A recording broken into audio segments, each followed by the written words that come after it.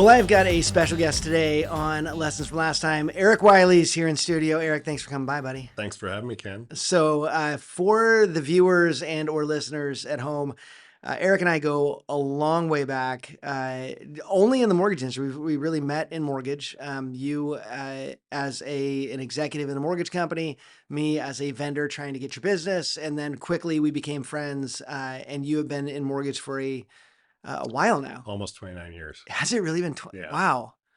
So it's a long time. And what I want to do, this episode is different than all the other episodes we've done in that typically we come in and get kind of a life story and what struggles people have gone through. And it's just in general dealing with pain, and whether that be mortgage related, whether that be life related. We've had all kinds of different stories on here. And normally it's more generalized, but this time I think this is really an answer to the call that I'm hearing from the industry right now in specifically in real estate. So what we know is that there's a lot of uncertainty. If you type in the letters NAR to Facebook, you get banned or you get in trouble or you get in a fight. The NAR lawsuit has brought a lot of fear, a lot of confusion, a lot of, the range is don't worry, everything's business as usual to it's all going to hell in a handbasket and we're all going to die. Like that's literally the range of emotion. And what I thought is let's use the podcast episode, at least this one, to go, hey, let's talk through what mortgage went through. Let's talk through the uncertainty and the change. Let's talk through, if there's already somebody who's gone through it, why don't we just get some tips and be able to hand those out to some realtors on like, if going through struggle, here's what you do. So that's my long intro. But dude, you got in the business. I do want to cover, you got in the business out of college? 1 year out of college. Yep. A workers' compensation underwriter, and I don't recommend that for someone who does not want to sit at a desk all day long. So yes. Wow. And you went straight from there into the mortgage industry. I did. A lot of college friends were, I think, going in at the same time. Some, actually, I only knew one person at the company. And so, he's a listener and an advocate in this area too. So 𝗪𝗏𝗏𝗏 got me in the business, Love Kurt. 29 years ago almost. I need to bring Kurt on. People don't know that when I started the Coop 21 years ago, I went to him and said, want to start a training company with me. Oh, that's funny. And he's like, no, I'm going to be a blueberry farmer. And I'm like, okay. And so and then he stayed in mortgage because nobody can really get out of mortgage. It's just kind of like a gang. Once you're jumped in, it's really painful to get out.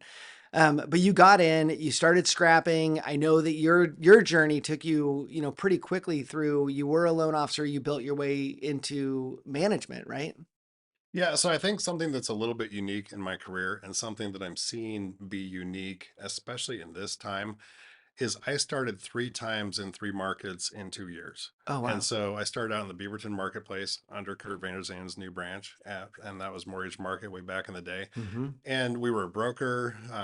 We did get some ad call type activity, so we did have some influx of activity, but you kind of wanted to graduate off of those as fast as possible, develop relationships, satisfy past clients, and start to connect with real estate agents. So Mm-hmm. did that. I was there for 7.5 months when an opportunity came up to go to Eugene, and I thought, hey, I just closed 11 loans. The next month was scheduled for 10 loans. Oh my I think God. I'm going to do that. And so I go down there, and rates, kind of ironically the same type of marketplace. It was February 29th, a Thursday, and so leap year. We just had a leap year this year, Mm-hmm. but 28 years ago, leap year, on the 29th, rates started going up dramatically. So on Thursday, Friday, and Monday, rates went up 1.5 points. Now they had been going down for a bit, and they'd been probably 8 3/4, 8 5/8, 8 7/8 is kind of where I started my career. And they went down to about 7% in my first 7 months. And so refi boom, we'll never see rates this low again, this sort of thing. And then the Oregonian came out with an article that said, hey, if you're thinking about refinancing now, wait till summer, they will get better. So I had 2 clients pull back, unlock. Luckily, I'd taken really good notes because there was no email. There were no other types of digital communication back then. And they unlock, they decide to hold, rates go up. They call me saying, hey, yeah, what about my loan? I said, you unlocked. And I said, no, we didn't. Yeah. And so we went through that. Oh my That's part of the gosh. process. But the whole point of this is that I get down to Eugene. My very first day was Thursday, the 29th. Rates, you could not lock them after a bit of time. And then you couldn't lock them on Friday. You couldn't lock them on Monday. So by Tuesday, rates went up 1.5 points, and the phones started, it went tumbleweeds. There was nothing, no activity. I Oh was in a my new market. gosh. And so I had to start over I was again in a new market. A couple of the referral sources, kind of held on to me for a little bit Mhm. from the Beaverton marketplace, the west side in Portland. But I was starting out from scratch. So it was feet on the street. It was going out to real estate agents at open houses. It was, trying to hit them when they were at their Tuesday meetings, these kinds of things.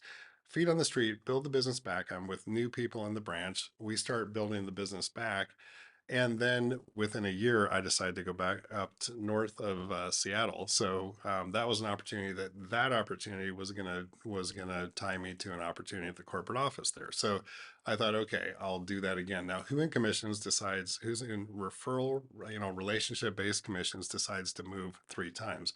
But I had an end game, and that was to come back to Portland. So did that. I started out for a third time in my, basically at the completion of my second year in the business. And my third year up there, I was part of our third branch at the time. I helped open 2 more branches. I was a branch manager.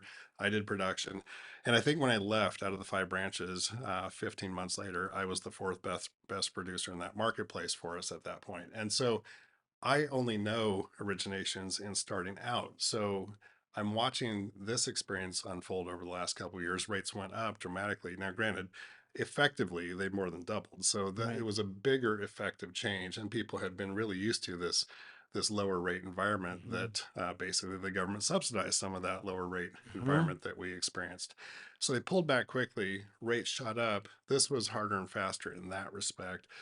But something that I haven't seen everyone adapt to and bring into their practice is to start from scratch, or have the mentality that, by my third stop, I knew what a 1003 was. I knew what underwriters did. I knew what an appraisal, Mhm. I knew these things, but I was new to the market and I needed to understand the market. I needed to start going in marketing as if I had no business, because basically I didn't. And um, I watch people now hold on to all these years, in some cases, Mhm. 1 to 3 decades of experience in both the lending side and the real estate side, and they're holding on to what used to be, and they're holding on to their past, starting out Mhm. mentality, starting out activities, starting out anything that they got going to foster their business.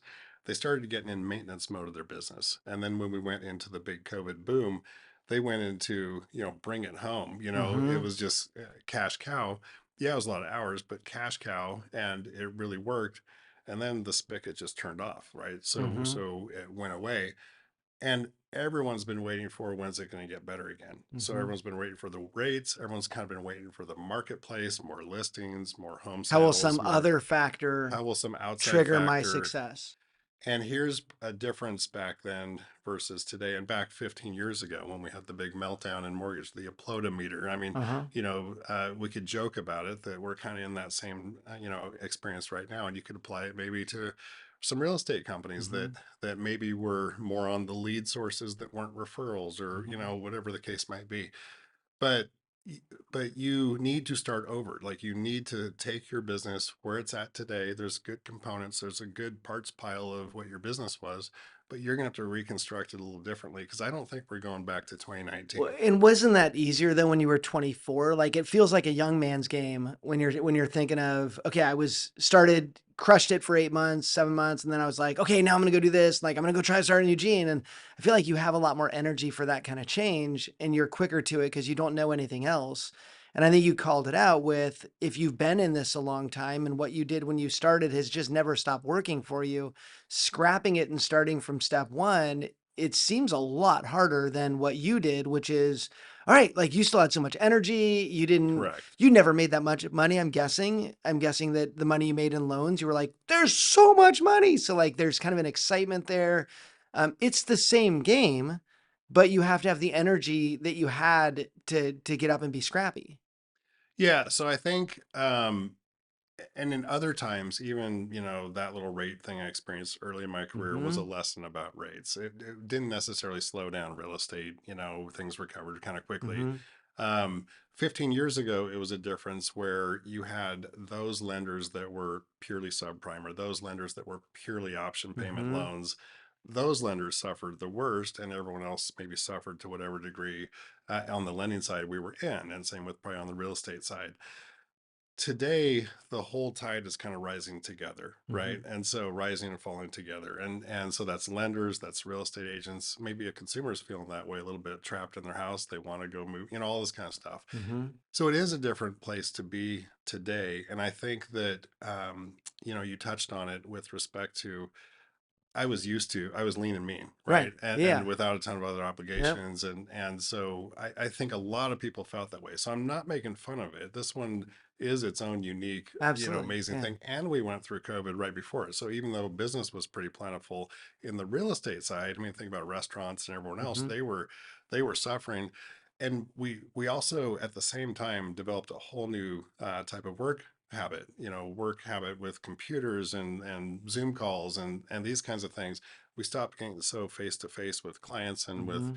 people we did business with, and so I think there was so many things here, but it's time to I believe get over what you think you thought was going to come Hmm. back and start to address where we are today and go, especially if you've been in business for, again, 10, 20, 30 years, you have a lot of good momentum with respect to the stuff you used to do, Hmm. but your activities on a daily basis probably need to be refined. And I think that's the hardest part, around what we see today.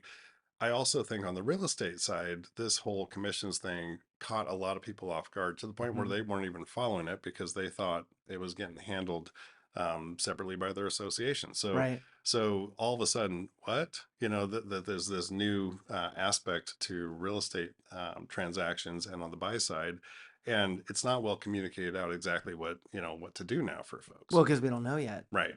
You said 15 years ago, and I was like, well, what was 15 years ago? And I was like, 2009 was 15 years ago. Like, I can't Yeah. believe, I think there's a lesson in that. I was just on the Marco Polo with a couple friends constantly.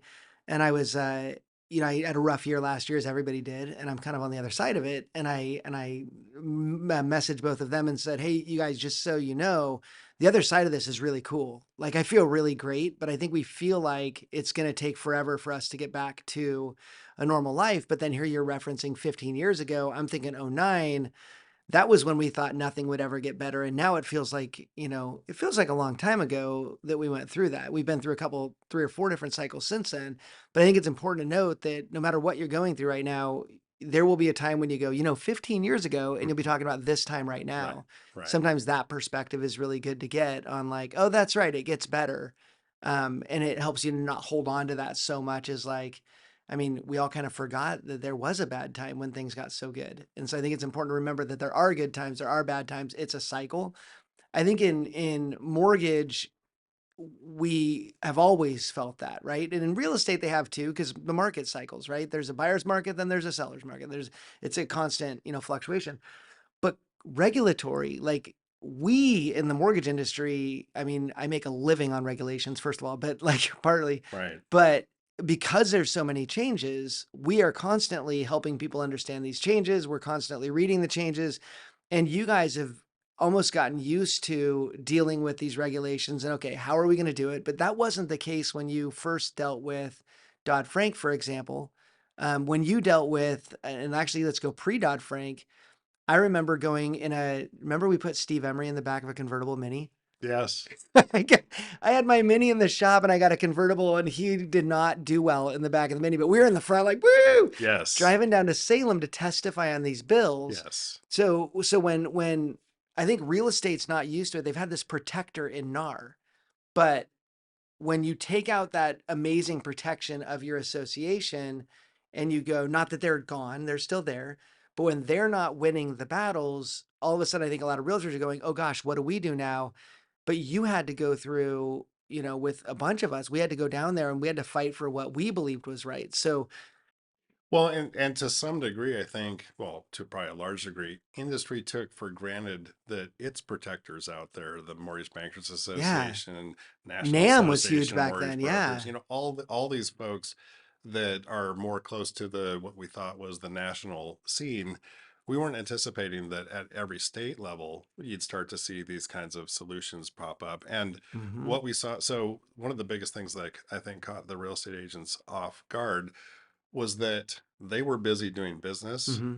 while their opponents were busy calculated against them, Right. and using actually the good business that they had as part of the justification that, look, we need to do something. Right. And that kind of happened to mortgage lenders when we had the meltdown. I have to ask you, Ken, I think you know this answer. How many loan originators actually designed a loan program? None. Okay. But that's not what was being told to legislators. Right. That's not what was being told to the media. That's not what was being broadcast out there. And Mhm. a little bit was like, oh, they just don't understand, whatever. Oh, this is a real thing. There's real bills at the state of Oregon Mhm. that are being presented that relate to our industry. And at one point, we got involved because we saw language in there that basically said that any state regulated entity would no longer be able to function with Fannie and Freddie approvals. Right. That's kind of key to doing business in the Mhm. mortgage lending world. And that was any state chartered credit union, bank, so any depository, any lending company, any mortgage Mhm. company, any brokerage. Anyone that was state based was no longer effectively going to be able to compete on the national scale and on the Mhm. local scale. And I think that this piece here, happened at the national level, but it happened on the side. It happened through a Mhm. lawsuit. It happened through the Department of Justice behind the scenes. So there was no bill that was to come Right. out with a hearing, with feedback requests and anything that with respect to that. This was just one more in a long lineup that Mhm. unfortunately had a massive settlement Mhm. that was arrived at, and or judgment, I guess, that Mhm. wasn't totally ratified yet. And so that caught everyone off guard, the size and scale. And it's at a time in which we had this boom and now bust. So everyone's tired from the boom, and maybe their little personal war chests are full, which happened on the lending and the real estate side. And then they got this sneak attack that wasn't really a sneak attack, and we experienced that on our side. Now they're experiencing it on the real estate agent side. I think there's a huge takeaway there in that I've seen a lot of people say, "Don't worry, we're going to be fine." And I think what we learned during that time is no, like you're not automatically going to be fine. Like I remember when Washington State accidentally, in trying to get rid of NAGAM loans, they accidentally banned reverse mortgages. So no, you're not going to be fine. They're going to do dumb things, and they were able to go back and fix it. But having a voice at the table and being the one to like, wait a second, what's going on? The more research we did, the better off we were when it came to fighting for the industry, because it's not courts don't always do things right. The Congress for sure doesn't always do things right, and so to lean back and say, I think I'm good is just not, I think we learned that lesson, early on. I think that's a lesson everybody can learn right now because I've seen some comments like, don't worry, guys, NAR's got this. And I don't think you can say that. I know NAR's fighting, and I think there's a lot of reasons NAR did what they did in their proposed settlement. I think they saved a lot of people a lot of pain, right? They got a lot of exemptions. They got a lot, not exemptions, but they got a lot of the ability to not be sued again. They encapsulated the settlement into a Yeah. lot of coverage. They're like, we're Yes. all good now. And they Yeah. protected, they basically live to fight another day is Right. what they were kind of working towards, not, self-actualize. They were looking at how do we just keep food on the table for realtors? And so they did what they had to do. We also don't know what's going on in the back rooms because we've been in the back rooms. It's a little dirty back there. And sometimes you can be like, no, this is what we want. And you look at some senator's eyes and you're like, this dude's not hearing anything I'm saying, or, she's not going to vote this way because she doesn't understand Right. anything. Or they give you their aide to talk to. And you're like, can I talk to the senator instead of the aide? Like you start realizing there's some forces behind it that aren't looking to make sense of it for you. They're looking to do what they need to do. Well, and I think the other thing about this is that most people don't understand the whole real estate, Right. world. Right. And so they don't understand maybe the value being provided by service providers. They don't understand the costs incurred by service Hmm. providers. I mean, I'm sitting here in your office, but we're a customer of yours. We Right. pay you money actually on a monthly Thanks for basis to that. be a Yeah. customer. Thanks for continually And paying that bill. That's nice. well, but it It's also not common right now. So we appreciate it. exactly. But it satisfies some of our needs that are now requirements Hmm. of all these changes that have taken place over the last decade and a half, Hmm. and all the requirements of education that we have to do outside of continuing education. We have to do some internal stuff, and we have to log what we do, and we have to log our meetings and all this kind of stuff. So you offer a great solution for that. But the point being is that we've had to go through all these changes over time. The other thing is loan originators used to be, some of them, 1099. In most situations, Right. I think that Some probably is still not are. mostly allowed in most states or most Right. jurisdictions. And but the thought of being independent in this business, and I think real estate agents, I mean, there's a lot of independence there. A lot of people like the flexibility. A lot of people like the opportunity for Mm-hmm. income. A lot of people like the opportunity to, live and die by what you actually produce. Mm-hmm. And I was 100% commission when I first started this business. There was no there were there may have been benefits, but there was no minimum monthly payment or anything like that that I Mm-hmm. received as compensation. I had to make commissions, Mm-hmm. and in a way, I really believe that when you serve the customer and your goal is in alignment with their goal, that's a positive thing. Mm-hmm. This blurs it up because in mortgage lending, we saw that there were a lot of people that acted well, even in the boom times, even when things could have gotten a little sloppy. Most players acted well. Mm-hmm. It was the players that didn't act well that were train wrecks, Yeah. right? They were just Yeah. disasters, Ruined it for everybody. ruined it for everybody. So the same would be the case on the real estate agent Mm-hmm. side. Some are very professional, some really look out for their clients' needs, some really show the properties that make the most sense, and they do a great job on staging and listing and all the stuff that's required for successful real estate transactions. And then there are some that don't do Mm-hmm. that as much. And so it's unfortunate that those are the ones that cause then these bigger, changes to kind of rise up and boil Mm-hmm. over. And now we're seeing an impact on it. If you are watching this podcast and you're in the mortgage industry and you haven't checked out the Knowledge Coop, you definitely need to dive into the Knowledge Coop. In there, you will find content and community that will help you grow as an individual by learning everything there is to know about the mortgage industry. If you think you know everything, just dive in and take some classes because there's always something more you can learn. To be successful in this business, you've got to continually learn. In addition, if you're a company and you want to teach your people in your own environment, we've got that in the Knowledge Coop Enterprise Services. So reach out to us, check out knowledgecoop.com. Definitely join Coop Plus. Let's get back to the podcast. Okay, so there's one big reason that you are perfect for this episode, and it's where you worked and how you guys priced. So I just saw on Facebook today, a realtor was very upset and said that their client could not afford anything to pay them up front. Like all their money had to go into buying this house. And it hasn't even kicked in yet. And this conversation's already coming up. And I'm seeing lots of these scenarios where NAR's settlement got so uh, published out there that, I mean, the news hit it. All the Facebook posts I The see headlines did are not do any justice to this no. topic. And so somebody just posted and said they had a buyer that said, I can't afford a buyer's fee. It was a 3% fee. And the realtor says, so she basically couldn't afford to buy a house because my fee is part of buying a house. And so now I need to go find out what sellers are willing to pay that fee so that she can afford a house. And my immediate knee-jerk reaction is, no, she can afford a house. She can't afford to pay this realtor 3%. And the realtor was seeing it like, I'm 3%. If you can't afford me, you can't afford a house. And it was just an interesting thing to look at from the outside, not having a dog in the fight. I want you to talk about how you guys dominated at Mortgage Market because you were quoting at 1,000. And I keep seeing people go, no, I need my full amount. There's no way. But you guys kind of took the market with a volume play. Yeah, quoted 1,000. So 0% loan fees and the 110% service was what was on sweatshirts and No kind way. of like what you got a Uh-huh. shirt right there. But the point is to be a price and volume leader and touch as many, in our world, we were doing advertisements in, places like the newspapers and the Mm-hmm. markets we were in and that sort of thing. This is pre-social media, so you were paying the Pre-social Oregonian media, and the so Columbian. Oregonian and there were Saturday or Sunday, depending on the markets. Those were the Uh-huh. real estate sections that would come And the out. Daily So Nickel. the Daily Nickel. And so quoted 1,000, this is before, the loan originator compensation rules, before thresholds on what could be earned or not earned. And honestly, in I think a good firm like I was at in terms of how this was offered to the market, we wanted to get referrals. If I did your loan, I wanted to do other folks' loan Mm-hmm. off of that.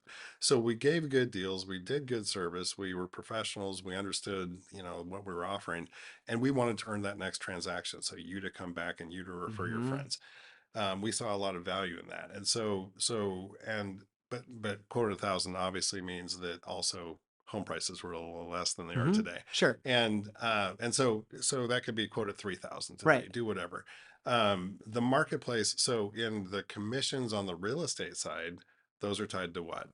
Sales price. not the loan amount like us, Right. right? So you could have $1 million house today and have a $300,000 loan. We would only get paid on the $300,000 Right. loan. The work might be the same, Right. right?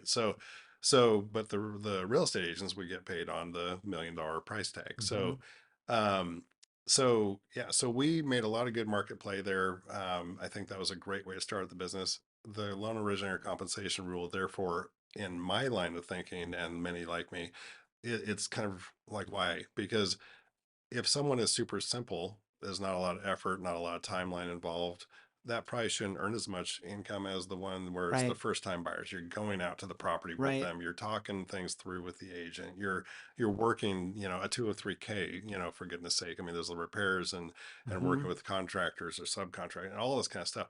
So there could be a lot of different amount of effort, performed.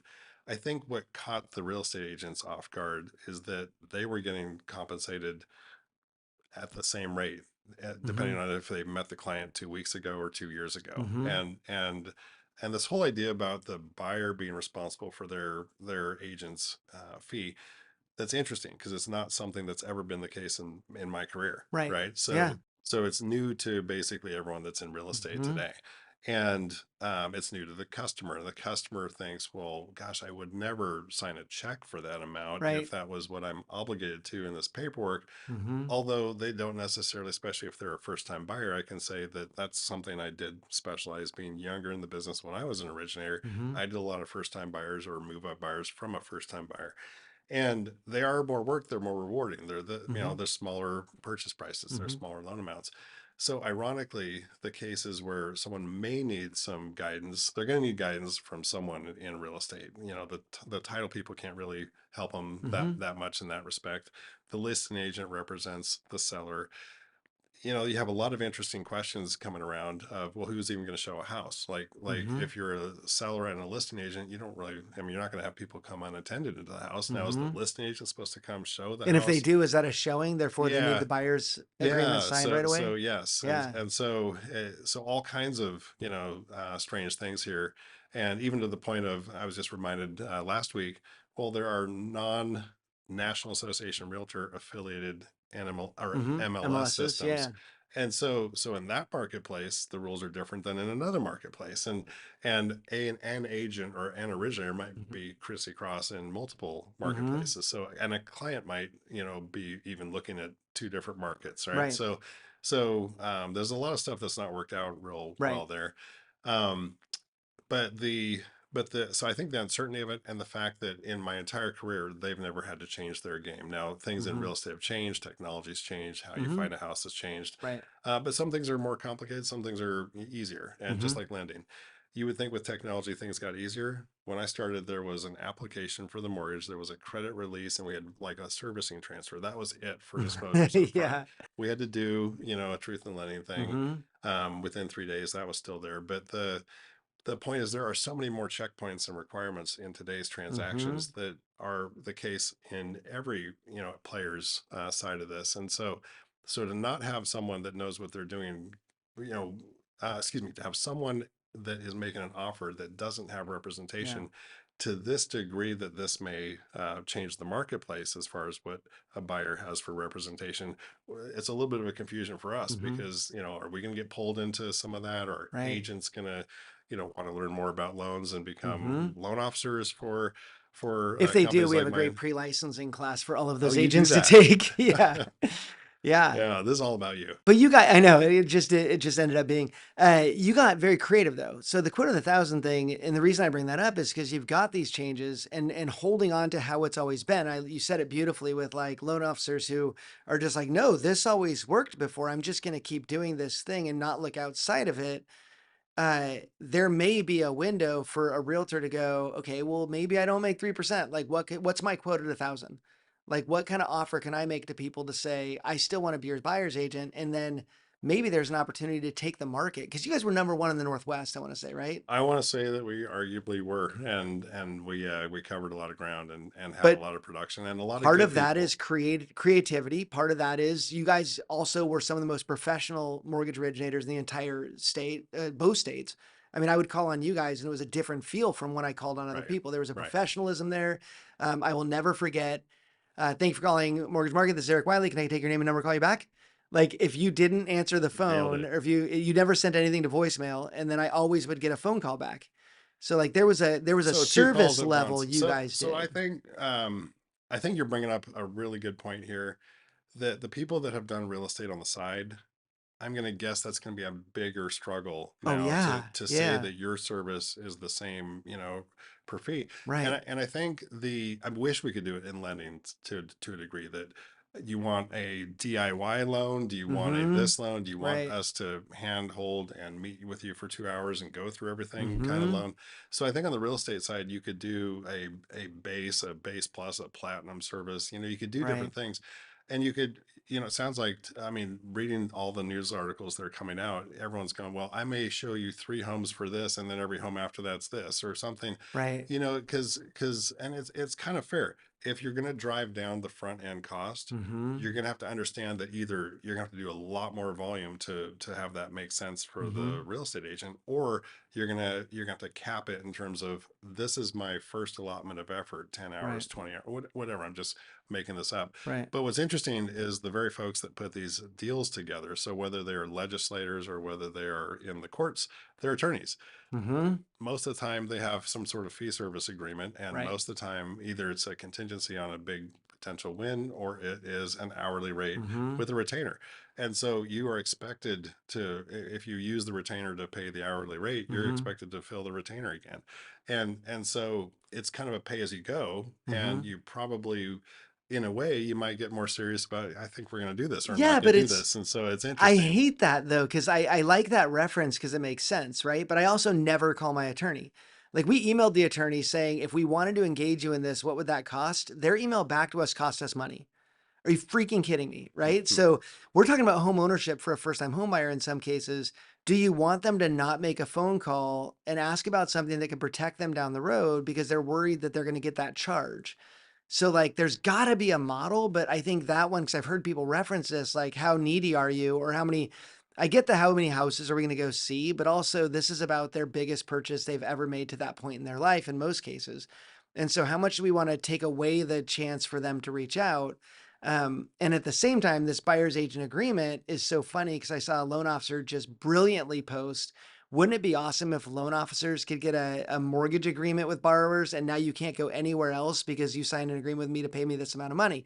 It doesn't exist on the mortgage side, but the real estate agent, they still have a sweet deal in that they can get that thing signed and actually have that agreement knowing that they're going to get this percentage, which makes them, I think, feel more confident driving around. And, we've already agreed to this, but Well, so I have some thoughts on that. okay. We're a weird industry where the pay comes only if it closes, and it Right. comes at the end, right? Right. So the pay, the revenue to the entity, all this Hmm. is, there's costs incurred along the way. Hmm. And so, and I've heard this in some of the prior arguments about the NAR type stuff, and this is a year, 2 years, 5 years ago, because the DOJ has kind of had this topic on its radar for a little bit, hasn't it, Right. Ken? Right. So lending got an opportune time to have it get addressed, a Hmm. decade and a half ago.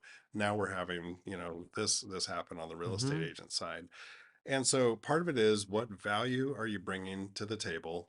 And kind of defining the business relationship. Am I a taxi service until you find a house? Am I Mm. going, here's how Am I a taxi you service? I know, love that. but if I say, Yeah. Am I a free Uber at this point? yeah, yeah, Yeah. Uber real estate. So if I said, Ken, you and Mindy, here's how we work. Here's how, I'm going to have a new way of communicating with you, how my services are offered.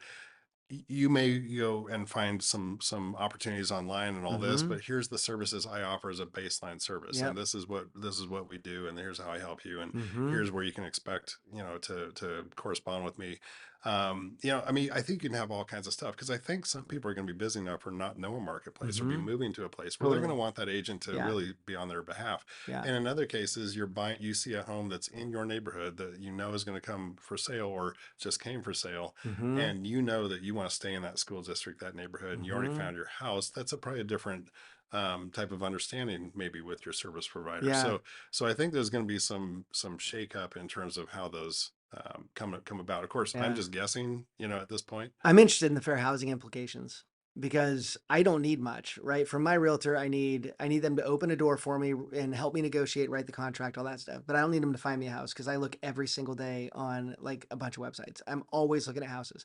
So I think there's a risk that people like me who have access to the internet, who have the time to be able to do stuff like that, it would argue that we don't have the time to do the stuff like that, but who have this like almost that self-actualized again feeling of like I'm not worried about, this being my first time home. I know what I'm doing. Would I be charged less than somebody who is a brand new buyer? Which, by the way, if you look at the race demographic on new buyers in America, it's not, it's the percentages are shifting. And so if you have like, hey, for first time home buyers, it's going to be a little bit more expensive because of all the work I have to do. Does the CFPB look at that and go, like they are with mortgage, hey, that's a disparate impact that we see here, or disparate treatment because they paid more than they did. So it does open up a lot more of that.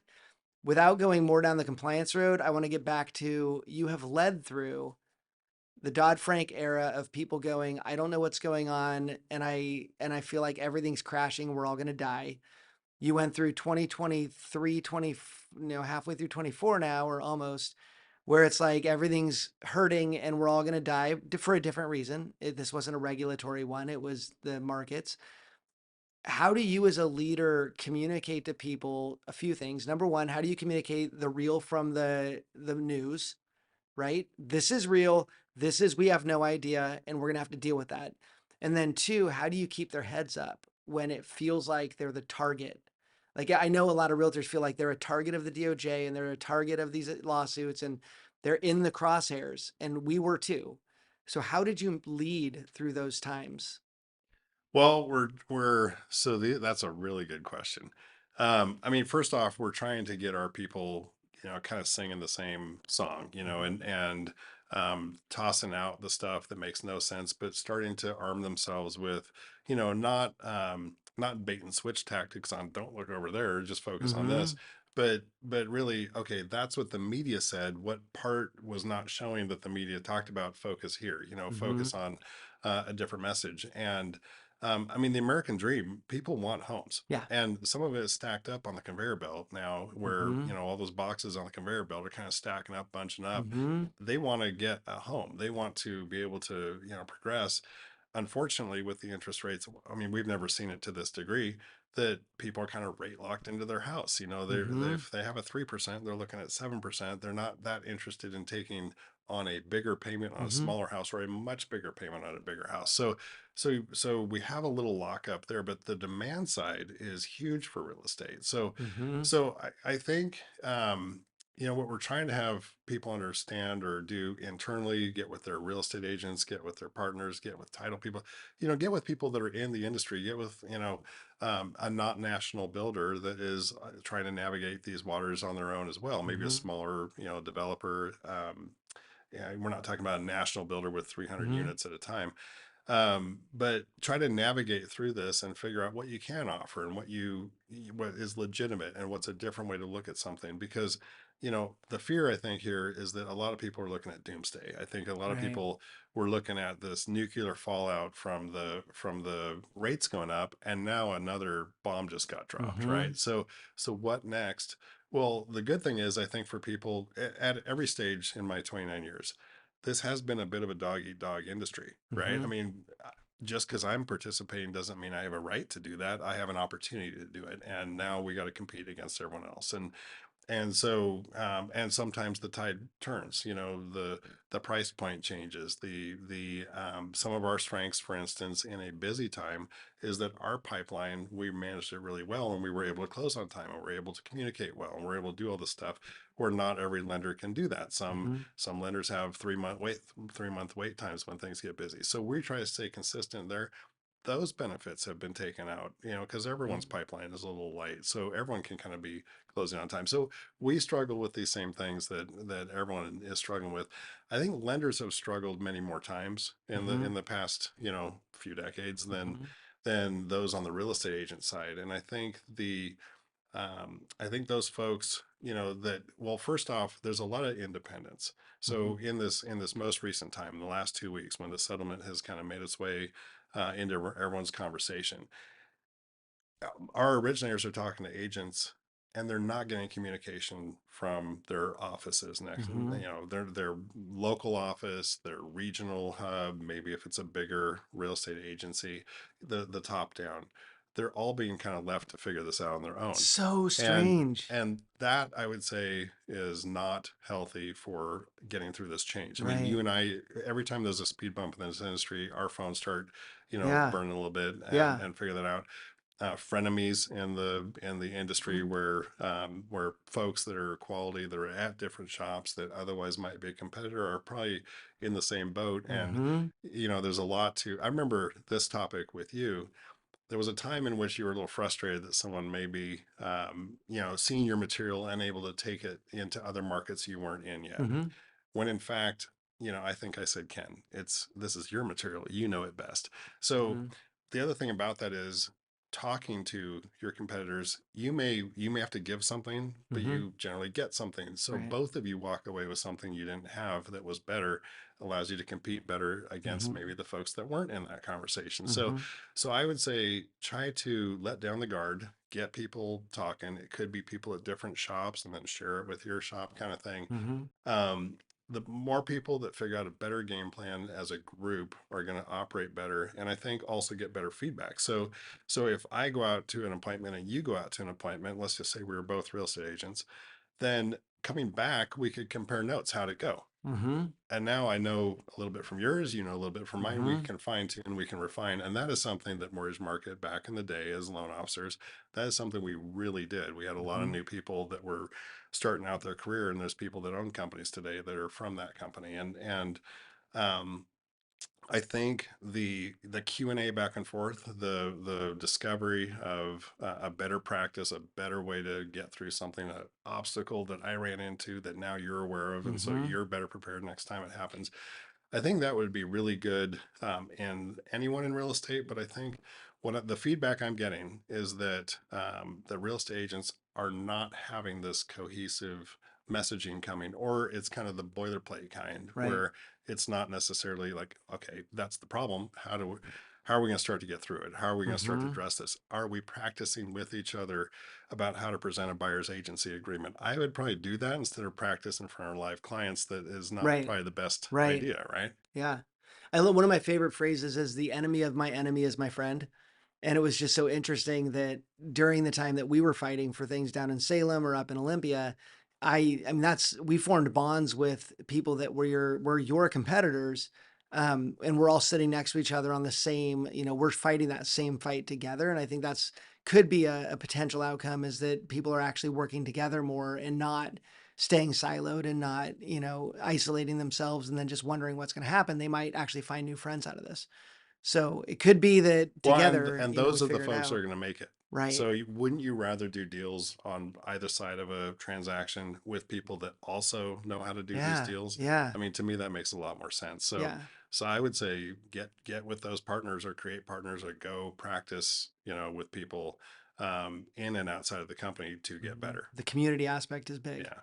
All right. Well, we're gonna finish this off. This is it's a different podcast episode for us, but I'm still asking the same question we ask everybody when they're in the studio. So here's your final question: if you went back to 10-year-old Eric Wiley and you were able to talk to him and say, give him one piece of advice based on everything you know and everything you've been through in life and in business, what would be your one piece of advice for 10-year-old Eric Wiley? Wow. Just generally, Yeah, one piece of advice based on everything you've been through. What might you say to that kid? that's an amazing question. What I would say is, so I am not an extrovert. I am not a sideline sitter, but I think you do not learn from just getting it right. So you learn from making mistakes, whether it's Mm, a thing at 10 years old, trying to climb a tree, trying to make a sports team, um, trying to do anything. You have to actually do it. You can't just think about it, right? So mm-hmm, you can't just tell yourself, I'm not going to be good at that, or I am going to be good at that. Because I've seen people also, I mean, you mentioned at 10 years old, 10, 20, and 30 years old, you, the strong people are going to be weak, the weak people are going to be strong, the short people are going to be tall, the tall people at 10 years old cap out and now they're short. So do not kind of label yourself as something. Be open to it, but also know that and don't try everything. Obviously, I mean, we probably know people like that and they never land on anything, and Mm-hmm. that's probably not it. Mm-hmm. But try things that make you uncomfortable at whatever your level of discomfort is, and I think that that's what I would suggest. It took me a while to do that, and I would say do that sooner. That is such good advice for 10-year-old Eric Wiley. And it's so funny because for those watching and listening right now, Eric you are an introvert. And I've watched you transform that a little bit in that you're still an introvert. But when I first found out you were speaking on a panel, I may have been on that panel, but I was like, Wiley's going to be up in front of people speaking. Like I knew that that wasn't in your comfort zone. Some of us stand up in front of a crowd and it's like, that's where we live. And you were just like, okay, I'm doing this. And now like I go to conferences and you're a speaker. And it's like, that's a great example of something you're like, all right, we're going to give this a shot and we're going to see what happens. And then it just worked out. And I would argue has been great for your career, being up on stages and meeting with other panelists and having those bigger conversations. And it's gotten you more, you're like me, where like, I'm not standing up in front of people if I don't know what I'm talking about. So it forces you into research. So accepting those challenges that you otherwise might not have accepted can give you these experiences you otherwise, had no chance to get. So man, that's a great 100%. word. Great word for 10-year-old Eric. Well, dude, thank you for coming in. This has been great. I hope and I know it will benefit if people listen to this and go, okay, well, we're not going to solve all their problems just because that isn't possible right now. But if we can help them get through it and start building community, like you said, start researching and reading the right things, stop listening to hype, stop listening to the media, and just dive in and realize this is the thing. And then also start getting creative and going, if this is the case, then what? And who was I talking to just this morning? I was talking to somebody and I said, a great exercise we used to do here at the company is if you wanted to beat us, how would you do it? And then we do a brainstorm. Like, if you want to beat the knowledge coop, what do you need to do to beat us? And then you go become that. And I think that's a powerful thing for realtors to do right now is to sit down and mortgage originators. Like, if you want to beat me, what would you have to do? Because the first thing for some people is they go, oh, not much. I'm really not trying that hard. And so, uh-oh.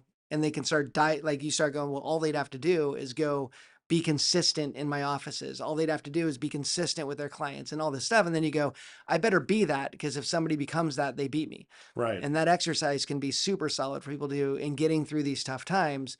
But this was super helpful, giving people some tips and ways to get through. So man, thank you so much for swinging by.